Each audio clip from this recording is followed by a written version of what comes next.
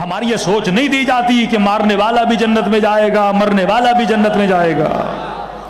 تفریق پیدا کر دی اہل بیت نے کہ ظالم سے کونوا للظالم خصما، وصیت امیر المومنین امام حسن کو فرمایا ظالم کے لیے دل میں نفرت رکھنا، مظلوم کے لیے دل میں کیا رکھنا؟ محبت رکھنا۔ فرش ازا ہمیں ظالموں سے کیا کر دیتی ہے؟ دور کرتی ہے۔ فرش ازا ہمیں مظلوم کے کیا کرتی ہے؟ قریب کر دیتی ہے۔ یہ غیر محسوس طریقے سے امام حسین آپ کو کیا بناتے ہیں؟ پاک کرتے جاتے ہیں۔ اور سنو، جس کے پاس عقل آ جائے اس کے اندر سے خوف مٹ جاتا ہے۔ میں نے کہا کہ انٹرنیٹ پر زندہ باد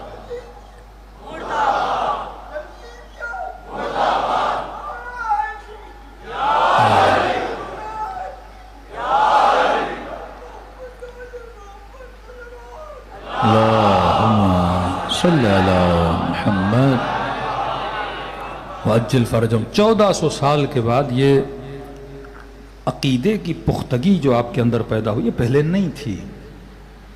جنگ صفین کا کتنا بڑا لشکر ہے، جیتی ہوئی جنگ امیر المومنین کے ہاتھوں سے نکل جاتی۔ اس زمانے میں عقائد کا جناب زہیر جو کربلا میں آئے، مختلف عقیدوں کے لوگ ہوتے تھے۔ آج جسے شیعت علی بولا جاتا ہے وہ اور ہے، کل جسے شیعت علی بولا جاتا تھا وہ اور ہے۔ ایسے زمانوں سے خالص کرتے کرتے کرتے آج یہاں پہنچے ہو کہ آپ کو بولا جائے کہ امام جواد کی عمر 7 سال تھی، امام ہیں کہ نہیں، آپ بڑی آسانی سے مان لیتے ہو۔ اس زمانے میں وہ امام رضا کا صحابی جو زندگی امام رضا کے ساتھ گزاری، مولا رضا شہید ہوئے، امام رضا ان کے بیٹے، تو امام کے دوسرے صحابی کو یہ کہے کہ ہم انتظار کریں گے یہ 15-16 سال کے ہوں تاکہ ہم سب کی قیادت کر سکیں، تب تک معاملات کو ہم دیکھتے ہیں۔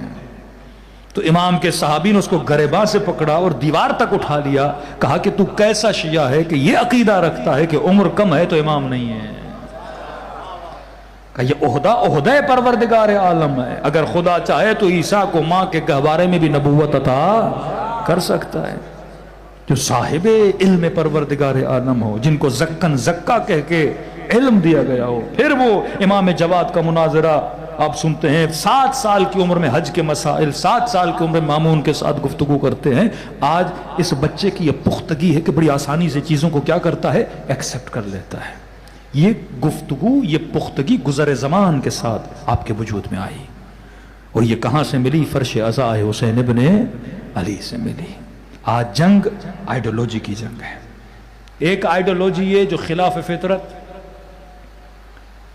کیوں امتہا یہ مسلم میں قیام نہیں ہوتے؟ ایک قیام ہوا مصر میں، اخوان المسلمین نے کیا۔ جب مصر میں حاکم کے خلاف قیام ہوا تو اخوان المسلمین میں بہت بڑا اختلاف ہوا۔ آدھوں نے کہا یہ قیام حرام ہے، کیونکہ ہمارے عقیدوں میں ہے کہ حاکم کے خلاف قیام کرنا، حاکم اولی الامر ہے، آپ سمجھو، اطیعوا اللہ و اطیعوا الرسول و اولی الامر منکم۔ میں کہتا ہوں سجدہ شکر ادا کرو کہ خدا نے فکر اہل بیت سے نوازا نا۔ 3 اطاعتیں ہر مسلمان پہ واجب ہیں، قرآن کی آیت ہے۔ اطیعوا اللہ، اللہ کی اطاعت کرو، و اطیعوا الرسول، رسول کی اطاعت کرو، و اولی الامر منکم، اور تم میں سے جو صاحب امر ہو، صاحب حکم ہو، صاحب تخت ہو، صاحب تاج ہو، اس کی کیا کرو؟ اطاعت کرو۔ اب اللہ کی اطاعت سارے مسلمان کرتے ہیں، رسول کی اطاعت سارے مسلمان کرتے ہیں، جہاں معاملہ پھنستا ہے وہ ہے اولی الامر کا معاملہ۔ اب سوال ہے اولی الامر کون ہے آج میرے زمانے میں؟ تو تمام مفتیوں کے فتووں کے مطابق وقت کا حاکم کیا ہوتا ہے؟ اولی الامر ہوتا ہے۔ تبھی ہر سال کے اینڈ میں مسلمانوں کی زکوٰۃ کر کے کس کے جیب میں جاتی ہے؟ حاکم کے جیب میں جاتی ہے۔ شیعہ زکوٰۃ نہیں دیتا، کیونکہ ہم حاکموں کو اولی الامر تسلیم نہیں کرتے۔ آئیڈیالوجی الگ ہے، ہم کسی فاسق کو، کسی فاجر کو، کسی شرابی کو اولی الامر کبھی تسلیم نہیں کرتے ہیں۔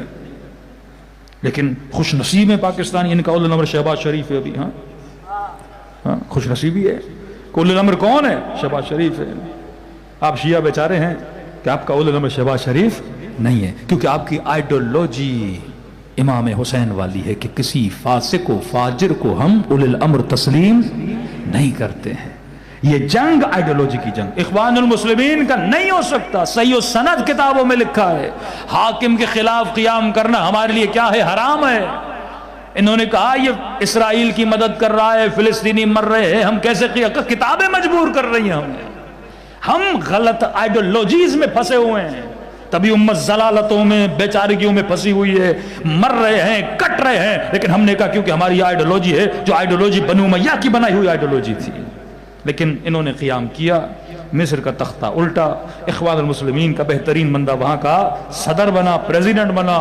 کسی عرب ملک کے اندر میٹنگ ہوئی، $40 بلین انویسٹ کیا انہوں نے دوبارہ مصر پر.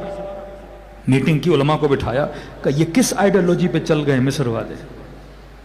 ہماری آئیڈیالوجی تو یہ تھی کہ حاکم کے خلاف قیام کرنا کیا ہے؟ حرام ہے. یہ آئیڈیالوجی خمینی والی آئیڈیالوجی کہ ظالم کے خلاف آواز اٹھاؤ، مظلوم کی حمایت میں نکلو، شہنشاہیت ایران کا تختہ الٹ دیا، کہ تو شیعوں کی آئیڈیالوجی ہے. $40 بلین انویسٹ کیا گیا. پھر آپ نے دیکھا مصر میں اس بیچارے کو، اخوان المسلمین کے صدر کو زندان میں ڈالا، کچھ سلو پائزن زہر دے کے اس کو اٹیک آیا، جیل میں ہی مر گیا. پھر سے وہی پرانی حکومت وہاں پہ جو آج BCC ہے وہاں پہ بیٹھا ہے، اسرائیل کے ساتھ ہاتھ جوڑ کے، ہاتھ ملا کے بیٹھا ہے. جب آپ غلط آئیڈیالوجی قوموں کو دو گے تو قومیں کیا ہو جاتی ہے؟ تباہ و برباد. حسین نے آپ کو زندگی دی صحیح آئیڈیالوجی دے کر کہ ہیہات من الذلہ، ذلت کی زندگی سے عزت کی موت بہتر ہے. فرمایا کبھی اپنی عزتوں پہ کمپرومائز نہیں کرنا. الناس علی دین ملوکہم، لوگ اپنے حاکموں کے دین پہ ہوتے ہیں. اسی آئیڈیالوجی کو یمن والوں نے لیا، اسی آئیڈیالوجی کو مختلف لوگوں نے لیا. تو کہتے ہیں بعض لوگ اس وقت جیسے حماس ہے اسرائیل سے لڑ رہی ہے، جماعت اسلامی آپ سنتے ہیں حکما کے خلاف پروٹیسٹ کرتی ہے، تو بعض اہل سنت ایسے ہیں جو فقہن سنی ہیں، سیاسی اعتبار سے شیعہ ہیں. فقہی طور پہ سنی، سیاسی اعتبار سے کیا ہیں؟ یہ سیاست تشیع میں تھا کہ حاکم کے خلاف آپ کیا کر سکتے ہیں؟ پروٹیسٹ کر سکتے ہیں. ورنہ اگر اولی الامر آپ کی بجلی بھی بند کر دیں آپ دھرنا نہیں دے سکتے ہو. حدیثیں بڑی سخت ہیں، یہاں تک کہا کہ آپس میں بیٹھے اولی الامر کی غیبت کرنا بھی حرام ہے. حاکم ہے، اولی الامر ہے، آپ بیٹھو بھائی شہباز شریف کرپشن کر رہا ہے، نہیں، حدیث رسول ہے اولی الامر کی غیبت بھی نہیں کر سکتے، اس کے خلاف جملہ بھی. اب جو بولے گا مطلب سیاسی طور پہ کس کے کہنے پہ چل رہا ہے؟ آئیڈیالوجی آف امام حسین علیہ السلام پہ. رسول کے بعد دو آئیڈیالوجیز نے جنم لیا، ایک کربلا کی آئیڈیالوجی، ایک بنو امیہ کی آئیڈیالوجی. کربلا کی آئیڈیالوجی یہ تھی اگر ظالم ہے اس کے خلاف بولا کرو، اگر قیام نہیں کر سکتے کم از کم اپنی زبانوں کے ساتھ اس کی مذمت کیا کرو، کیونکہ اگر مذمت نہیں کرو گے پورے معاشرے سے دین کیا ہو جائے گا؟ ختم ہو جائے گا. دیکھیے امام حسین کا جملہ، فرمایا یا رسول اللہ میں کربلا اس لیے جا رہا ہوں تاکہ نری المعالم الاسلام، تاکہ اسلام کے علم کو کیا کروں؟ بلند کروں. علم اسلام کیا ہے؟ علم کہتے ہیں جو اونچائی پر ہو، جس کو دیکھ کر کسی کی پہچان ہو. شیعہ گھروں پہ کیا ہوتا ہے؟ علم. دور سے پتہ لگتا ہے یہ گھر کس کا ہے؟ اہل بیت کے چاہنے والے کا گھر ہے. پاکستان کا علم دیکھ کے سمجھ جاؤ گے یہ کون سا ملک ہے؟ پاکستان ہے. انڈیا کا علم دیکھ کے سمجھ جاؤ کون سا ملک ہے؟ ہندوستان ہے.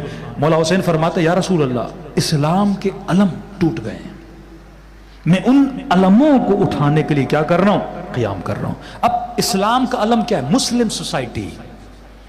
آپ یہاں بے ہوش ہوئے، میں نے آپ کو اٹھا کے امریکہ میں پھینکا، آپ کی آنکھ کھلی، میں نے آپ سے پوچھا کس ملک میں ہو، مسلمان ہوئے یا انگریز ہے؟ آپ کیسے پہچانو گے؟ پہلے دیکھو گے، خواتین کو دیکھو گے کسی کے سر پہ دوپٹہ نہیں، اسکرٹس پہنی ہوئی ہیں، نیم عریان بدن ہے، تو فوراً کہو گے یہ ملک کس کا ہے؟ مسلمانوں کا نہیں، کرسچن کا ہے. اور اگر کسی کرسچن ملک سے اٹھا کے پاکستان میں پھینک دیا جائے، آنکھ کھلے، ہاں بھائی کہاں ہو؟ دیکھو گے عورتوں نے برقعے پہنے ہوئے ہیں، چادریں پہنی ہوئی ہیں، حجاب کیا ہوا ہے، مسجدوں سے اذانوں کی آوازیں آ رہی ہیں، فوراً کہو گے کس کا ملک ہے؟ مسلمان کا ملک ہے. تو حجاب ہے علم اسلام. سمجھو بات کو. یہ خاتون جو حجاب کرتی ہے یہ سمجھو دو ثواب اس کو ملتے ہیں. ایک تو خود حجاب کر رہی ہے شریعت کی پابند، دوسرا جب چادر پہن کے نکلتی ہے تو اسلام کے علم کو کیا کیا ہوا ہے؟ بلند کیا ہوا ہے نا. شیعہ کالے کپڑے پہنتے ہیں نا، آپ کو کسی کو بتانے کی ضرورت نہیں شیعہ ہو، کپڑا بتاتا ہے میں شیعہ ہوں، میں شیعہ ہوں، میں شیعہ ہوں. یہ علم تشیع ہے. گھروں پہ علم تشیع ہے. کئی چیزیں آپ کی کیا بن جاتی ہیں؟ نشانیاں. اسلام، حجاب اسلام کا علم، داڑھی سنت رسول اسلام کا علم، یہ علم ہے اسلام ہے. مسجد اسلام کا علم، اذان اسلام کا علم. پتہ چلتا ہے کہ معاشرے میں کیا ہو رہا ہے؟ اسلام کا علم.